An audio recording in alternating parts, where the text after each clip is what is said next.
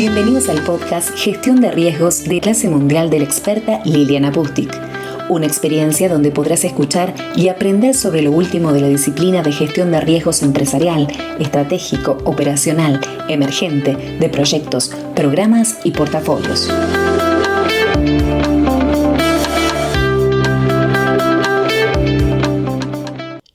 En este podcast te quiero hablar sobre la evolución de la gestión de riesgos, tanto a nivel empresarial como a nivel de proyectos. Y la idea es que tú conozcas qué evolución ha tenido en el tiempo, desde sus inicios a la fecha, estos tipos de gestión de riesgos. Para eso preparé una línea de tiempo que tú podrás observar si visitas mi sitio web en butchtic.com, en la página de blogs, y ahí vas a observar una línea de tiempo donde detalladamente van a ver algunos hitos que te voy a comentar en este momento. Presenté y creé personalmente esta línea de tiempo porque quería entender un poco mejor cómo y cuándo nace la gestión de riesgos, debido a qué hechos se suscita y también cómo evoluciona. Y también quería entender dónde y cuándo nace en particular la gestión de riesgos de proyecto.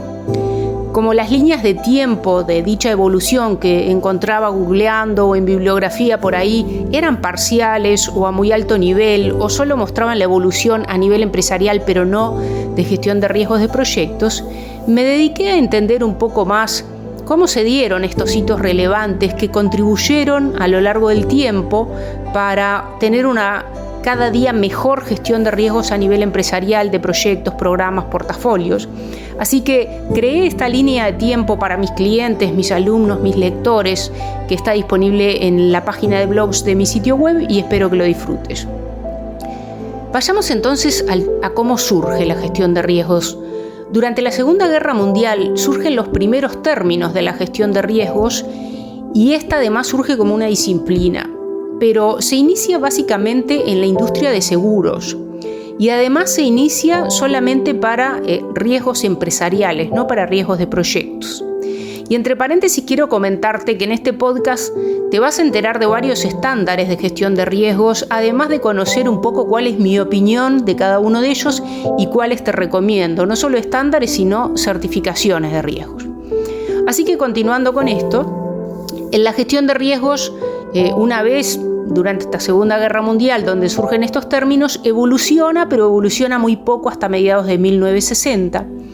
Y luego, en 1974, se crea el Comité Basel, que es específicamente para la supervisión en bancos.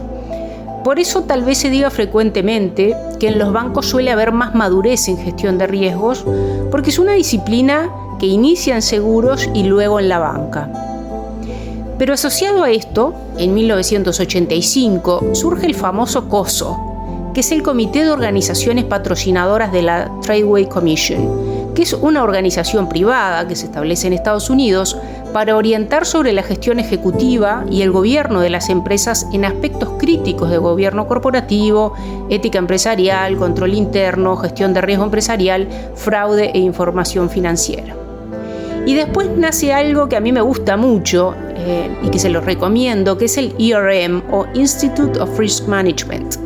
Este Instituto de Gestión de Riesgos a nivel mundial lo puse como un hito en esta línea de tiempo porque lo considero relevante, ya que aporta muy buen conocimiento e información y posibilidad de desarrollo en la gestión de riesgos. Ahora, hasta acá vengo hablando mucho de gestión de riesgos empresarial.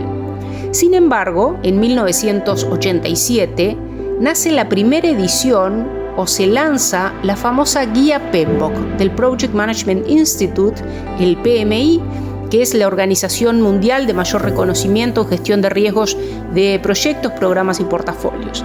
Entonces ahí nace el PMBOK, que es el estándar de mayor adopción a nivel mundial para gestionar proyectos y megaproyectos de cualquier industria, y en dicha guía, que estaba dividida en una serie de capítulos, digamos 8, 9, 10 capítulos o áreas de conocimiento o de atención, se dedicaba un capítulo entero, o lo que en ese momento se llamaba área de conocimiento, a la gestión de riesgos en proyectos. Y es así como la gestión de riesgos comienza a ser muy aplicada desde ese entonces, no solo a nivel empresarial, sino también al gestionar proyectos. Después, en 1988, surge el Marco Basel, que imponía ciertos requerimientos mínimos de capital, pero a pesar de todo esto, lo que venimos mencionando que existía en gestión de riesgos hasta el momento, entre 1993 y el 2003 ocurrieron una serie, por llamarlo así, de catástrofes en las empresas que resaltaron la necesidad de mejorar la gestión de riesgos y crear otros estándares y mecanismos para profesionalizar esta gestión. Porque imagínense que en este periodo, fallaron más de un tercio de las empresas Fortune 1000. 90% de estas empresas que fallaron fue por fallas operacionales y estratégicas. Y debido a ello bajó el valor de sus acciones. Algunas compañías incluso perdieron un 60% de su valor en un año.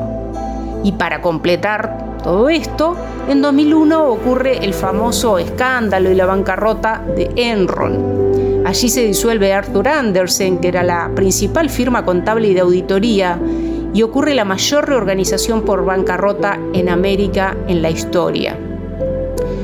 En este periodo, específicamente en 1995, creo que hay otro hito muy relevante, que es que surge una serie de estándares de gestión de riesgos en distintos países, como Canadá, Reino Unido, Japón, etc. Entonces, cuando se habla de estándares, muchos hablan de COSO, de ISO, de PMI y pareciera que son los únicos. Sin embargo, hay muchos otros estándares de gestión de riesgos y muy útiles que fueron creados a partir de 1995 en distintos lugares del mundo. Y todos estos son útiles, tienen obviamente criterios, procesos, definiciones en común y algunos que son diferentes, pero en general no son tan disímiles. Por eso yo siempre digo que lo más importante no es seguir el estándar A, B, C o D. De hecho, cuando asesoro a mis clientes no me baso en un solo estándar en general, sino que hago una mezcla y tomo lo mejor de cada uno porque todos se complementan muy bien. Ahora, debido a los escándalos y dificultades que mencioné antes que enfrentaron las en ese periodo, en el 2002 surgió el Sarbanes-Oxley Act, un nombre un poquito complicado, que es una ley federal de Estados Unidos, también conocida como la Ley de Reforma de la Contabilidad Pública de Empresas y de Protección al Inversionista. Y esto fue para guiar un poco más claramente a las empresas y dar estándares en lo que es auditoría. Y después, en el 2004, se da otro hito que para mí es clave, para las empresas es clave, que fue la creación o el lanzamiento de un marco, un framework común de control interno y de gestión de riesgos empresarial, que es el famoso COSO ERM Framework. Y muchas empresas aún hoy, utilizan este marco para poder evaluar y contrastar sus sistemas, sus metodologías, sus prácticas de gestión de riesgos y de control internos contra eso. Por eso el COSO es muy relevante para las compañías, por eso se pide mucho, porque muchas de estas basan sus lineamientos en estos estándares de COSO ERM. Luego, en 2007, en Reino Unido surge otro estándar de gestión de riesgos que quise destacar en la línea de tiempo, porque a mí me gusta mucho, y es un estándar que se llama MOR, porque deriva de Management of Risk, gestión de riesgos. Fue creado por la OCG, que es el gobierno de Reino Unido, y años más tarde fue republicado en nuevas ediciones por Axelos. A quienes les gusta la gestión de riesgos, tanto empresarial como de proyectos, les recomiendo leerlo, ya que me gusta más que el estándar de ISO, del COSO o de PMI. Es muy fácil de comprender, es ilustrativo, es como más bajado a tierra. Y también, aunque no lo mencioné en la línea de tiempo, hay una certificación de riesgos basada en este estándar que también se llama MOR. Y cabe destacar que, si bien los estándares de PMI y de la ISO o el COSO tienen mucho reconocimiento en el mundo hispano, en América Latina, el estándar MOR es muy reconocido en Europa. Ahora, para seguir avanzando en el tiempo, llegamos a 2007 y 2008, que ocurre algo nuevamente relevante, y fue que en esa época ocurre la crisis financiera, y a partir de allí la gestión de riesgos se termina de expandir al resto de las industrias que todavía no lo habían adoptado. Habíamos hablado de que esto surge más que nada en banca, en finanzas, luego se adoptó en proyectos, pero en esta época de 2007-2008 se termina de expandir al resto de las industrias. Y a partir de ese momento comienza algo que considero que es bien importante para el desarrollo de la gestión de riesgos, particularmente de proyectos, o lo que se llama PRM o Project Risk Management. Y es así que también en ese año, en el 2008, nace la certificación PMI-RMP o PMI Risk Management Professional, que es la primera certificación en gestión de riesgos específicamente para proyectos, de la cual tuve la suerte de estar entre los primeros grupos de certificados en América Latina. En ese mismo año, en el 2008, fundé mi compañía Bouchtik Global, que la destaqué como un hito porque creo que ha sido fundamental en el mundo de habla hispana en contribuir con el desarrollo de la profesión de gestión de riesgos, inicialmente de proyectos y megaproyectos, y posteriormente me extendí a gestión de riesgos de programas, portafolios y compañías. ¿Y por qué entiendo que es tan vital? Porque durante ese tiempo trabajé mucho y me enfoqué mucho en desarrollar conocimiento y presentar conocimiento en español, ¿no? Por eso salen mis publicaciones, mis libros, tanto de riesgos como de PMI-RMP, simuladores, etcétera, en español, lo que nos permitió tener un mayor despliegue y una mayor difusión de la gestión de riesgos, inicialmente específicamente de proyectos, de riesgos de proyectos en este continente, porque había material de ERM en español, pero era mucho menor cantidad y calidad que en inglés, y en términos de PRM o de riesgos de proyectos no existía a ese momento bibliografía. Por otra parte, en el 2009 hay otros hitos, y es que surgen dos estándares nuevos. Por un lado, la ISO 31000, que es para gestión de riesgos, y por otro lado, el estándar de PMI para gestión de riesgos de proyectos. Entonces, si bien muchas empresas también, así como pasa con el COSO, basan sus metodologías en la ISO 31000, para mi gusto la ISO 31000 es sumamente breve, sumamente de alto nivel y no puede usarse solo sin que esté acompañado de otros estándares u otra bibliografía o conocimiento experto de consultores para definir una metodología adecuadamente, porque obviamente son lineamientos, no es una metodología completa. Y por otro lado, el estándar que surge en 2009 del PMI, el primer estándar específico de PMI para riesgos, se tituló Project Risk Management y solo abordaba gestión de riesgos de proyectos. Además, es un estándar que solo estuvo en inglés y no tuvo demasiada popularidad entre quienes gestionaban riesgos de proyectos. Fue muy poco conocido, pero bueno, fue el primer paso en la materia de riesgos específicamente por parte de PMI. En el 2010, surge otro hito importante, que fue el lanzamiento del COSO ERM estratégico, que es un framework, un marco o un estándar que da lineamientos, pero ya no para gestión de riesgos empresarial en general, sino para una gestión de riesgos empresarial estratégica. Provee lineamientos que te permiten vincular la planificación y actualización estratégica de una empresa con la gestión de riesgos.